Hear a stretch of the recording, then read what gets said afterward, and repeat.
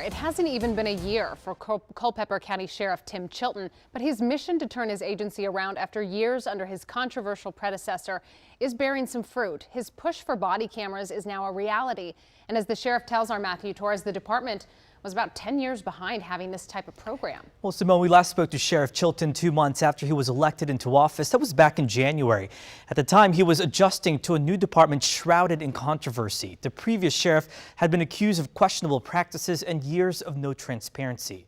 Chilton vowed to change the public's perception, and this new program is helping fulfill that mission.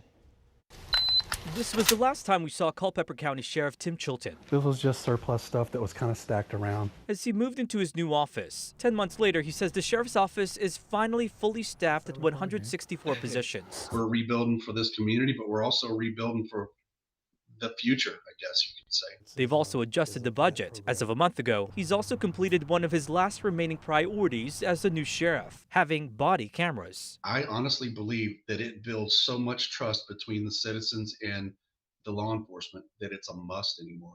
Building trust was his main goal when he won the election against longtime controversial Sheriff Scott Jenkins. There's been ethical questions about how Jenkins operated the agency. He's now facing a federal trial for bribery and conspiracy charges over allegations he accepted bribes for badges under an auxiliary deputy program, which Chilton immediately suspended. Chilton says the body cameras were long overdue. This is something that could have been done many years ago. So it was there. It could have been applied for. Just people didn't take a chance to do it. Through budget savings, the agency equipped deputies with about 50 cameras. But through a recent round of federal grants, Culpeper is one of 7 law enforcement departments in Virginia to benefit even more. And Democratic Congresswoman Abigail Spanberger, who is running for Virginia governor, helped out.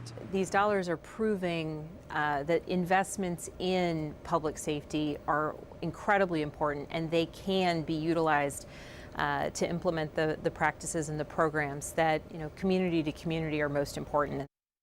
And with the $75,000 in new funding, the sheriff's office will equip 20 more cameras to student resource officers and jail staff. We've also learned dispatchers can even log in to view the cameras in real time if a deputy for some reason is not immediately responding, especially during an incident.